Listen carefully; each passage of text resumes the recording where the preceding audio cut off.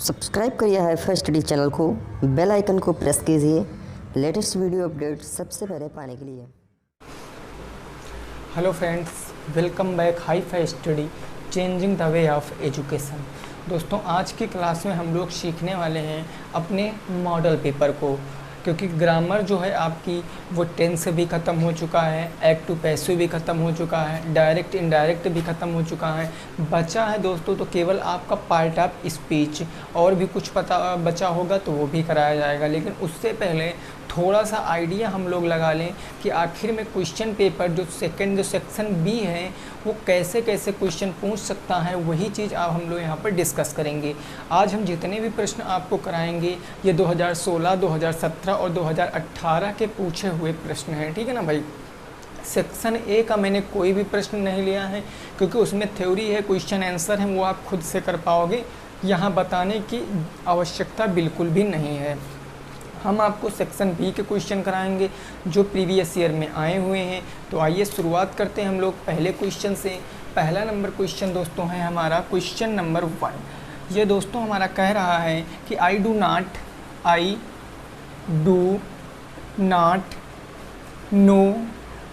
Not know where the lips. ये question है आपका, ये क्वेश्चन है, और क्वेश्चन में कहा गया है कि आपको इसको चेंज करना है। आपको दोस्तों इसको चेंज करना है किसमें, तो पास्ट इंडिफिनिट टेंस में। पास्ट इंडिफिनिट टेंस में इसको चेंज करना है। चेंज करके बताऊं, ये एक सेंटेंस दिया गया है कि I do not know where they lives, यानी मैं नहीं जानता हूँ कि तुम कहाँ रहे, मैं नहीं जानता हूँ कि कहाँ रहता है, ठीक है ना। तो ये क्वेश्चन जो सेंटेंस है इसको आपको चेंज करके बताना है पास्ट इंडिफिनिट टेंस में। तो आप देखो, सबसे पहले तो आपको कंसेप्ट क्लियर होना चाहिए कि पास्ट इंडिफिनिट टेंस में, चूँकि ये हमारा किस टेंस का है भाई, ये वाला, तो ये है आपका प्रेजेंट इंडिफिनिट टेंस का, क्योंकि आपने देखा डू डज लगा है तो प्रेजेंट इंडिफिनिट टेंस है। अब आप पास्ट इंडिफिनिट टेंस में जाओगे, तो पास्ट इंडिफिनिट टेंस में जाओगे तो कौन सी हेल्पिंग वर्ब लगती है, डिड लगती है ना, हेल्पिंग वर्ब डिड लगती हैं। लेकिन चूंकि ये हमारा क्या है दोस्तों, एक निगेटिव सेंटेंस है, नॉट लगा है ना, इसीलिए हम हेल्पिंग वर्ब लगाएंगे। अदरवाइज हम मेन वर्ब की कौन सी फॉर्म लगा देते हैं, सेकंड फॉर्म लगा देते हैं। मेन वर्ब की सेकंड फॉर्म लगा देंगे। तो अब यहाँ से आप बताओ क्या बनेगा, आप यहाँ से बताओ क्या बनेगा। ये बनेगा दोस्तों आई डू को हम किस में बदलेंगे, डिड में। आई डिड नॉट हो गया, तो आई डिड नॉट हो गया ना। उसके बाद क्या हो जाएगा, नो, तो ये हो गया know. I did not know where the. अब लिप्स किस में बदलेगा, लिप्स देखो ये मेन वर्ब थी ना, ऊपर वाले सेंटेंस की ये मेन वर्ब थी, और मेन वर्ब में एस या ईएस लगा हुआ होता है किस टेंस में, प्रेजेंट इंडेफिनिट टेंस में। तो इससे भी आप पता कर सकते थे कि प्रेजेंट इंडेफिनिट टेंस है। तो लिप्स को आप किस में बदलोगे, लिव्ड में बदल दोगे। ये आपका सही जवाब हो जाएगा, ये आपका सही जवाब हो जाएगा। I did not know where the lived, ठीक है ना। तो ये आपका बनकर रेडी हो जाएगा। जिनका भी ये आ रहा था वो बिल्कुल राइट है भाई, ठीक है ना भाई। अगले पे पहुँचते हैं।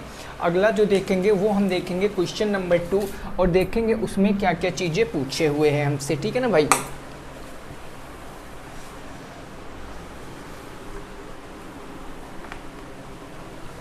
देखिए अगला क्वेश्चन है 2 नंबर।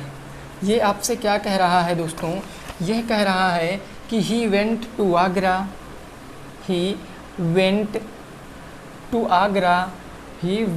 आगरा, उसके बाद क्या है आपका yesterday. He went to Agra yesterday. इसमें क्या कहा गया है कि इसको आपको पास्ट कंटिन्यूअस बनाना है, इसको चेंज करना है आपको पास्ट कंटिन्यूअस में। पास्ट कंटिन्यूअस में आपको इसको चेंज करना है, तो चेंज करके बताओ। ये एक सेंटेंस दिया गया है कि he went to Agra yesterday, इसको आपको किस में चेंज करना है, पास्ट कंटिन्यूअस में। देखिए कई सारे कुछ साथी हमारे कह रहे थे कि सर एक्टिव पैसिव से क्वेश्चन नहीं बनता है। पिछले साल आए हुए हैं क्वेश्चन भाई, ये मत समझना, इंग्लिश ग्रामर है, सब कुछ आ सकता है। आपने सेकंड सेमेस्टर में देखा, आप में कंपाउंड इंटरेस्ट नहीं था, फिर भी कंपाउंड इंटरेस्ट का क्वेश्चन आया कि नहीं आया भाई, आया था ना। तो इसीलिए आपको यहाँ पर पढ़ना है बस। देखो he went to Agra yesterday. अब ये बताओ ये हमारा कौन सा किस टेंस का है। ये जो इतना सेंटेंस दिया गया है ये किस टेंस का है। आप देखोगे कि सर गो होता है फर्स्ट फॉर्म, वेंट होता है सेकंड फॉर्म और गॉन होता है थर्ड फॉर्म। तो सेकंड फॉर्म हमने बताया था, आप देखो यहाँ पर मेन वर्ब की सेकंड फॉर्म का प्रयोग किया गया वेंट का। और सेकंड फॉर्म हमेशा किस टेंस में प्रयोग की जाती है, वो प्रयोग की जाती है पास्ट इंडेफिनिट टेंस के अफर्मेटिव सेंटेंस में, यही में ना। तो अब हम इसको किस में बदलेंगे भाई, इसको बदलेंगे हम पास्ट कंटिन्यूअस टेंस में। तो अब एक चीज़ ज़रा सोचिए आप खुद से कि पास्ट कंटिन्यूअस में क्या क्या चेंज होगा। भाई सबसे पहले तो हेल्पिंग वर्ब चेंज हो जाएगी। और हेल्पिंग वर्ब दोस्तों होती क्या है, पास्ट कंटिन्यूअस की हेल्पिंग वर्ब क्या होती है, वाज या वर होती है ना। वाज किसके साथ लगाते हैं, सिंगुलर के साथ वाज और प्लूरल के साथ वर, यही लगाते हैं, यही तो भाई लगाते हैं। तो अब आप यहाँ पर देखोगे ही हमारा ही रहेगा। वेंट, वेंट सेकेंड फॉर्म है और हमें एकदम अच्छे से पता है कि पास्ट कंटिन्यूअस टेंस में आईएनजी फॉर्म लगता है। अगर कंटिन्यूअस है तो आईएनजी फॉर्म लगाएंगे, तो वेंट को क्या कर देंगे हम, गोइंग कर देंगे। भाई फर्स्ट फॉर्म गो होगा, आईएनजी लगाएंगे तो गोइंग, ही गोइंग। और कहाँ गोइंग, टू आगरा। लेकिन ये बताओ क्या मैं सही कर रहा हूँ, ही गोइंग टू आगरा, नहीं अभी, क्योंकि हम यहाँ से भूल रहे हैं हेल्पिंग वर्ब। हेल्पिंग वर्ब क्या लगेगा, ही के साथ वाज लगता है।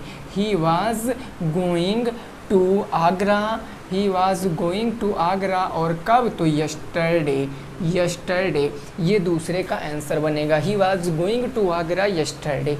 ओके ना। चलिए अगले प्रश्न पे पहुंचते हैं, 3 नंबर प्रश्न पे।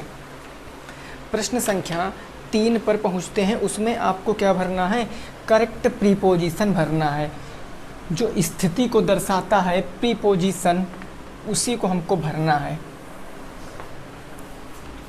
देखो भाई क्वेश्चन नंबर कौन सा होगा, 3 होगा। क्वेश्चन नंबर 3 यह दोस्तों आपका क्या कह रहा है कि आपको करेक्ट प्रीपोजिशन भरना है। जैसे लिखा है आई कांग्रेचुलेट, आई कांग्रेचुएट यू, उसके बाद है खाली स्थान, फिर है आपका योर सक्सेस, योर सक्सेस। इसमें आपको बताना है करेक्ट प्रीपोजिशन भरना है, करेक्ट प्रीपोजिशन कि आई कांग्रेचुलेट, मैं आपको शुभकामनाएं देता हूँ, किसके लिए, तुम्हारी सक्सेस के लिए। तो यहाँ पर आप क्या प्रयोग करोगे, यहाँ पर आप क्या प्रयोग करोगे, इस जो खाली स्थान है इसमें कौन सा प्रीपोजिशन भरोगे, टू भरोगे, फॉर भरोगे, फ्रॉम भरोगे, क्या भरोगे यहाँ पर। तो अब जल्दी से बताओ। देखो भाई हमने बताया कि देखो अब यहाँ पर अगर आपको कोई शुभकामनाएं दे रहा है, अगर आपको कोई शुभकामनाएं दे रहा है, क्योंकि इसका मतलब यही तो हुआ कि मैं आपको शुभकामनाएं देता हूँ। लेकिन भाई किस लिए शुभकामनाएं देते हो, किस लिए ना। तो आप यहाँ पर एक शब्द देखोगे आया लिए, के लिए, यही ना आया ना, के लिए। भाई शुभकामनाएं तो दे रहे हो लेकिन किस लिए, तो योर सक्सेस, तुम्हारी सफलता के लिए। और के लिए कि हम क्या लगाते हैं भाई, के लिए हम लोग फॉर लगाते हैं। तो हम यहाँ क्या भर देंगे दोस्तों, फॉर भर देंगे, हमारा राइट बन जाएगा। पूरा सेंटेंस क्या बन जाएगा, I congratulate you for your success, मैं तुम्हें बधाई देता हूँ तुम्हारी सक्सेस के लिए, तुम्हारी सफलता के लिए। ओके ना, क्लियर। आगे पहुँचे भाई 4 नंबर पे, आगे पहुँचते हैं दोस्तों 4 नंबर पे, है ना। यहाँ तक की बात में किसी को कोई दिक्कत नहीं होगी, बहुत ही सिंपल प्रश्न आते हैं। क्वेश्चन नंबर 4, क्वेश्चन नंबर 4 दोस्तों है आपका शी हैड, उसके बाद एक खाली स्थान dancing, she had dancing for 2 hours। यहाँ आपको भरना है, क्या भरोगे, यहाँ जो खाली स्थान है यहाँ पर क्या भरोगे। तो सोचो कुछ, यहाँ पर कुछ सोचो, खाली स्थान है क्या भरोगे। देखो सिंपल सी बात आपको समझना है दोस्तों, ज़्यादा दिमाग लगाना ही नहीं, हमने तो टेंस आपको पढ़ा रखा है।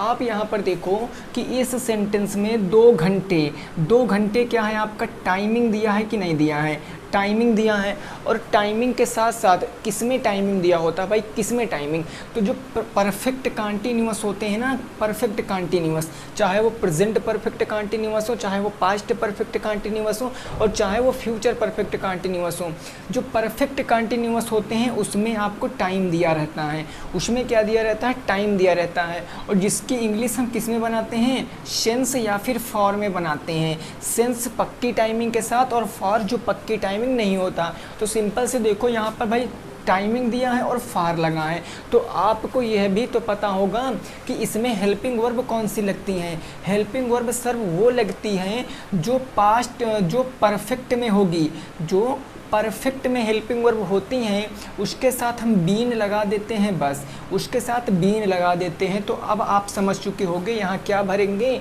सी हैड, और हैड के बाद क्या लगाएंगे, बीन लगाएंगे। She had been dancing for 2 hours, वह 2 घंटे से नाच रही थी। ठीक है ना भाई, ये हो गया, समझ चुके होंगे। आगे पहुँचते हैं, आगे जो होगा 5 नंबर। आपको लग रहा होगा बिल्कुल सिंपल से क्वेश्चन है, बिल्कुल सिंपल ही आते हैं, थोड़ा सा मेहनत आपको करना है, तो बस सेक्शन ए में करना है जिसमें आपको याद करना है। क्वेश्चन नंबर 5, क्वेश्चन नंबर 5 दोस्तों क्या है, ज़रा समझिए इसको। ये क्या कह रहा है, ये कह रहा it has been raining, it has been raining,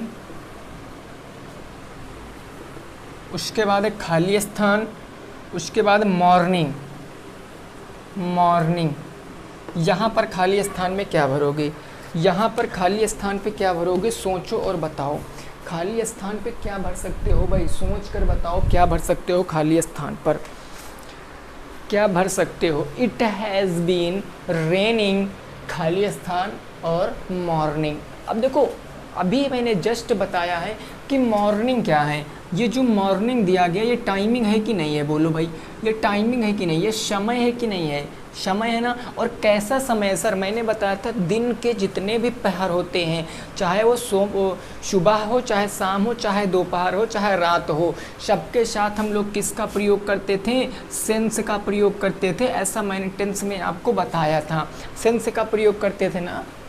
आप देखो कि यहाँ पर भाई बीन भी लगा है, और बीन किस टेंस में लगा हुआ होता है, परफेक्ट कंटिन्यूअस में लगा होता है ना। तो हैज़ बीन है, मतलब कौन सा है ये, बोलो कौन सा हो जाएगा, प्रेजेंट परफेक्ट कंटिन्यूअस। तो हम यहाँ पर सिंपल क्या भर देंगे, सेंस, क्योंकि मॉर्निंग आया है तो पक्की टाइमिंग आएगी, तो सेंस भर देंगे। तो हमारा क्या बन जाएगा, it has been raining since morning, मतलब बारिश सुबह से हो रही है। ओके ना, चलिए अगला देखते हैं 6 नंबर, क्वेश्चन नंबर 6।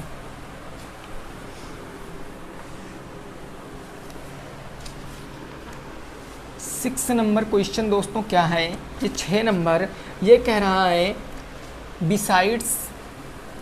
बिसाइड्स, उसके बाद है आपका बीइंग रिच, फिर है आपका comma he is not happy, PPY happy. इस सेंटेंस को आपको क्या करना है भाई, कॉम्प्लेक्स सेंटेंस में बदलना है, कॉम्प्लेक्स सेंटेंस में बदलना है ना, नहीं सॉरी कंपाउंड में बदलना है भाई, इसको आपको कंपाउंड सेंटेंस में बदलना है, कंपाउंड सेंटेंस में चेंज करना है इसको। देखिए आपको अर्थ निकले ना निकले कोई प्रॉब्लम नहीं है, अर्थ निकले या निकले कोई प्रॉब्लम नहीं है, लेकिन आपको तो ये याद है कि कंपाउंड सेंटेंस कौन से सेंटेंस होते हैं। कंपाउंड सेंटेंस वे सेंटेंस होते हैं जिसमें 2 डिपेंडेंट क्लॉज जुड़े हुए होते हैं कंजंक्शन के द्वारा। कौन कौन से कंजंक्शन थे हमारे, फॉर एंड नॉर, और कौन था भाई हमारा, बट और सो और एट, ये हमारे 7 जो थे कंजंक्शन थे, उन्हीं से आपको यहाँ पर ऐड कर देना। लेकिन आप एक चीज़ देखोगे सर कि ये ही इज़ नॉट हैप्पी,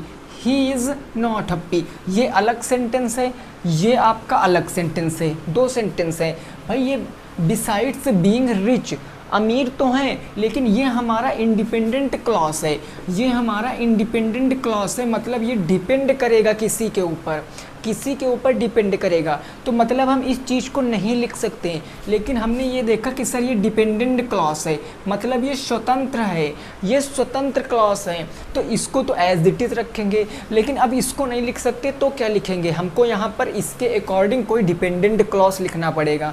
तो डिपेंडेंट क्लॉज क्या लिखेंगे, हम लिखेंगे he is rich, he is rich, वह अमीर है। बट अब देखो, अब हमें क्या लगाना पड़ेगा, कंपाउंड सेंटेंस में बनाना है ना, और कंपाउंड सेंटेंस में हमारे कौन कौन से लगते हैं भाई, कंजंक्शन, बट लगता है, एट लगता है, और लगता है, और क्या लगता है, शो लगता है, और भाई आपका नॉर लगता है, फिर आपका फॉर लगता है, और एंड लगता है। तो 4 3 7 यही लगते हैं ना। तो आप देखो यहाँ पर वह अमीर तो है, अमीर तो है, लेकिन क्या लगाएंगे, बट लगाएंगे ना, but he is not happy, but he is not happy, ये होगा हमारा। अभी आप सोचो सर, मैं यहाँ पर बट के स्थान पर अगर एंड लिख देता तो सेंटेंस का अर्थ कैसे निकलता, ही इज़ रिच, वह अमीर है और वह प्रसन्न नहीं है। बोलो क्या यहाँ पर और मैच करता, क्या एंड मैच करता, नहीं करता। अगर यहाँ पर शो लगा देते तो वह अमीर है, शो का मतलब इसलिए होता है ना, वह अमीर है, शो लगाते तो इसलिए, मतलब अमीर है इसलिए वो हैप्पी है, नहीं है इसलिए वो प्रसन्न नहीं है, तो इसीलिए हम क्या लगाएंगे, बट लगाएंगे। मतलब ये तो चीज़ आप कई बार सुने होंगे कि जो अमीर है वो क्या है, प्रसन्न नहीं है, क्योंकि उसने ज़िंदगी भर पैसा कमाया है, ज़िंदगी भर उसने पैसा कमाया, पैसे के सिवा कुछ कमाया ही नहीं, तो वो हैप्पी कैसे रह पाएगा। हैप्पी रहने के लिए लोगों का दिल जीतना पड़ता है, पैसा जीतना कोई बड़ा काम नहीं होता है, ठीक है ना भाई। He is rich but he is not happy, तो यहाँ हमारा ये एकदम राइट आंसर हो जाएगा। क्लियर ना। चलिए आगे पहुँचते हैं, आगे होगा हमारा 7 नंबर। 7 नंबर देख लेते हैं। कंपाउंड कॉम्प्लेक्स आपकी समझ में अगर आया होगा तो आप कर पाओगे, ज़्यादा डिफ़िकल्ट भी नहीं पूछता है। 7 नंबर देखो भाई, 7 नंबर क्या हो गया हमारा, द डॉक्टर, फिर एक खाली स्थान, उसके बाद है आपका आफ्टर द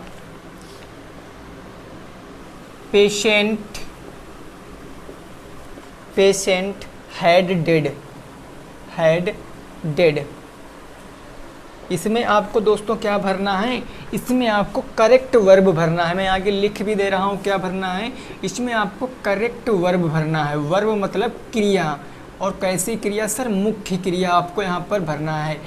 मुख्य क्रिया आपको करेक्ट वर्ब भरना है इस स्थान पर। तो आप कैसे भरोगे, आप क्या भरोगे कि द डॉक्टर खाली स्थान after the patient had dead, यानी जब डॉक्टर आए, या हम ऐसे भी पढ़ लें कि ये पेशेंट मर चुका था, और यहाँ पर आफ्टर की इंग्लिश क्या होती भाई, आफ्टर।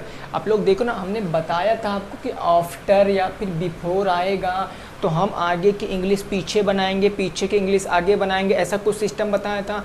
किसमें चेंज होता है, अगर वो चीज़ आपको याद है तो तुरंत आप बता दोगे। हमने बताया था कि ये जो यहाँ पर दोस्तों, यहाँ पर केवल 2 ही चीज़ें आ सकती हैं। यहाँ पर दोस्तों 2 ही चीज़ें आती हैं। एक तो आता है आपका आफ्टर, जो कि सेंटेंस में दिया गया, और एक आता है आपका बिफोर। एक क्या आता है, बिफोर। 2 चीज़ें आती हैं, और ये सेंटेंस हमारा है किस टेंस का, ये है किस टेंस का। एक बात याद रखना, अगर ऐसा सेंटेंस आएगा तो वो परफेक्ट टेंस का होगा, वो परफेक्ट का होगा। बाकी हेल्पिंग वर्ब के अकॉर्डिंग हम सही बता देंगे कि किस परफेक्ट का है, प्रेजेंट का है, पास्ट का है, फ्यूचर का है। आप देखो यहाँ पर हैड लगा है, हैड किसका होता है, पास्ट परफेक्ट का ना, तो ये पास्ट परफेक्ट टेंस का बन जाएगा, पास्ट परफेक्ट टेंस का बन जाएगा। अगर ये पास्ट परफेक्ट टेंस में है तो इसकी इंग्लिश किस में बनाएंगे, बोलो, इंडिफिनिट में बनाते हैं सर। तो इसकी इंग्लिश हम किस में बनाएंगे, इंडिफिनिट में बनाएंगे। किस इंडिफिनिट में, पास्ट इंडिफिनिट में बनाएंगे ना। याद है आपको, मैंने टेंस पढ़ाया था। तो सिंपल सी बात है, आप यहाँ पर बता दीजिए, यहाँ पर क्या भरोगे। आपको पता है, आपको पता क्या है सर कि पास्ट इंडिफिनिट टेंस के पास्ट इंडिफिनिट टेंस के कौन से सेंटेंस में अफर्मेटिव सेंटेंस में मेन वर्ब की सेकेंड फॉर्म लगती है। सिंपल सी बात देखो, डॉक्टर आए सिंपल सेंटेंस है ना, तो कम है यहाँ पर देखो डॉक्टर आए, हम डॉक्टर आएंगे तभी तो मरीज मरेगा, या डॉक्टर के आने से पहले मरीज मरेगा, है ना। तो हम यहाँ पर क्या भरेंगे, केम, कम की सेकेंड फॉर्म केम। क्योंकि देखो भाई यहाँ पर अगर तुम केम नहीं, अगर गो भरोगे गो, तो गो गलत हो जाएगा, क्योंकि जब डॉक्टर गए तब हुआ ये हादसा नहीं, जब डॉक्टर आए, डॉक्टर के आने से पहले, क्योंकि आफ्टर का मतलब क्या होता है दोस्तों, पहले होता है। आफ्टर का मतलब पहले होता है, डॉक्टर के आने से पहले जो मरीज था वो मर चुका था, तो इसलिए हम क्या भरेंगे, केम भरेंगे। केम हमारा राइट होगा। मेन वर्ब की कौन सी फॉर्म भरेंगे, सेकेंड फॉर्म, क्योंकि इसकी इंग्लिश हम बनाते हैं पास्ट इंडिफिनिट टेंस में, और जब ये पास्ट परफेक्ट में होगा तो इसकी इंग्लिश हम पास्ट इंडिफिनिट में ही बनाएंगे। ओके, क्लियर ना। चलिए 8 नंबर देखते हैं। क्वेश्चन नंबर 8, ये सारे आपके जो क्वेश्चन है दोस्तों, सारे आपके जो क्वेश्चन हैं ये आपके बुक के ही हैं और प्रीवियस ईयर के हैं, इसमें कुछ अपने पास से कोई छेड़खानी नहीं की गई है। क्वेश्चन नंबर 8 दोस्तों क्या है, ज़रा समझ लीजिए। क्वेश्चन नंबर 8 क्या है, आई एम राइटिंग, ये तो सब लोग तुरंत बता दोगे, writing a letter, I am writing a letter, इसको चेंज करना है आपको, इसको चेंज करना है पैसिव वॉइस में, इसको चेंज करना है पैसिव वॉइस में। और जिनको लग रहा था कि एक्टिव पैसिव नहीं आता है, तो देख लो 2018 का पूछा हुआ प्रश्न है, 2018 का पूछा हुआ प्रश्न है। I am writing a letter, मैं पत्र लिख रहा हूँ। अब इसकी पैसिव वॉइस फटाक से बना के बताओ, किसी को कोई प्रॉब्लम नहीं। सर ये हमारा क्या है, सब्जेक्ट है, ये हमने इसके ऊपर सब्जेक्ट लिख लिया। एम क्या है, मेरी हेल्पिंग वर्ब है, हेल्पिंग वर्ब हो गया। राइटिंग क्या है, मेरी मेन वर्ब है ना, मेन वर्ब हो गया। ए लेटर क्या है, मेरा ऑब्जेक्ट है, तो ऑब्जेक्ट। ये हमारा सीक्वेंस में लिखा है, subject, helping verb, main verb, object. Object को सबसे पहले लाएंगे तो हमारा ए लेटर सबसे पहले आ जाएगा, हमने ए लेटर सबसे पहले लिख दिया। उसके बाद इज, एम, आर किस में चेंज होता है, is being, am being, are being में। तो आ लेटर हमारा क्या है, बोलो, आ लेटर सिंगुलर है ना, आ लेटर सिंगुलर है, तो इसके साथ क्या लगाएंगे, इज बीइंग लगाएंगे, इज बीइंग लगा देंगे। A letter is being. और राइटिंग की थर्ड फॉर्म क्या होती है, रिटेन होती है ना, written. A letter is been written, और किसके द्वारा, बाई, बाई। आई को किस में दोस्तों बदलेंगे, मी में बदलेंगे, तो बाई मी, ये हमारा लग गया है, ये हमारा बन गया। A letter is being written by me, यानी पत्र को मेरे द्वारा लिखा जा रहा है। और यहाँ पर क्या था, मैं पत्र को लिख रहा हूँ, तो दोनों का क्या हो जाएगा, एक्टिव ये हो जाएगा, पैसिव ये हो जाएगा। ओके ना। चलिए आगे भी पहुँचते हैं। आगे जो होगा हमारा 9 नंबर प्रश्न होगा। 11 प्रश्न हम लोग टोटल डिस्कस करने वाले हैं। ये चीज़ें समझ चुके होंगे आप लोग, है ना। क्वेश्चन नंबर कौन सा होगा भाई, 9 नंबर होगा। क्वेश्चन नंबर 9 है, इंडिया इज, खाली स्थान है, large country, India is large country. आपको यहाँ पर दोस्तों भरना क्या है, आपको यहाँ पर आर्टिकल भरना है, यहाँ पर आर्टिकल भरना। आर्टिकल आपको पता कौन कौन से, ए, एन, द, इनमें से एक चीज़ आपको भरना है, ए, एन, द। क्या भरोगे, क्या भरोगे, इंडिया इज़, सॉरी इज़ है भाई, इनमें इज़ है ना, इंडिया इज़ लार्ज जो है कंट्री, तो क्या ये होगा India is a large country, या यह होगा India is an large country, या ये होगा India is the large country. बिल्कुल आप देखो, समझो, कुछ चीज़ें हम यहाँ पर समझाना चाहेंगे आपको थोड़ा सा, ताकि आपका कंसेप्ट बिल्कुल क्लियर हो जाए। कंट्री, ये कंट्री क्या है दोस्तों, कंट्री, कंट्री माने क्या होता है, देश। और देश हमारा क्या होता है, संज्ञा होता है। कि देश क्या होता है, संज्ञा होता है। संज्ञा ही तो कंट्री, देश संज्ञा है ना। और ये जो लार्ग है, लार्ग मतलब क्या होता है, लार्ग, लार्ग मतलब होता है बड़ा, बड़ा ही तो होता है लार्ग, बड़ा देश है। तो लार्ग अगर बड़ा देश है, तो ये बताओ, ये बड़ा, ये जो लार्ग है, ये जो बड़ा है, ये किसका काम कर रहा है, किस का काम कर रहा है भाई, पार्ट ऑफ स्पीच का, ये किस पार्ट ऑफ स्पीच का काम कर रहा है? तो आपको याद रखना है सर, ये एडजेक्टिव का काम कर रहा है, एडजेक्टिव का काम कर रहा है। क्योंकि एडजेक्टिव क्या होता है? ये एडजेक्टिव हमारा विशेषता बताता है संज्ञा या सर्वनाम की। यहाँ पर विशेषता बताई जा रही है कि इंडिया तो है, इंडिया तो नाउन है, संज्ञा है, लेकिन वो कैसा नाउन है उसकी जो है वो बढ़ाई बतला रहा है, उसकी क्या है वो कि प्रशंसा कर रहा है, बढ़ा चढ़ा के बता रहा है। क्या बता रहा है? कि वो लार्ग है। और जब कभी एडजेक्टिव आएगा तो आप दा भरोगे। क्या भरोगे दोस्तों? दा भरोगे। India is the large country, ठीक है ना, इंडिया बड़ा देश है। ओके, अगर ये क्लियर है तो अगला भी प्रीपोजिशन का क्वेश्चन है, उसमें भी आपको बताना है, उसमें भी आपको बताना है, अगला भी प्रीपोजिशन का है। अगला हो जाए क्वेश्चन नंबर 10। क्वेश्चन नंबर 10 है वंस देयर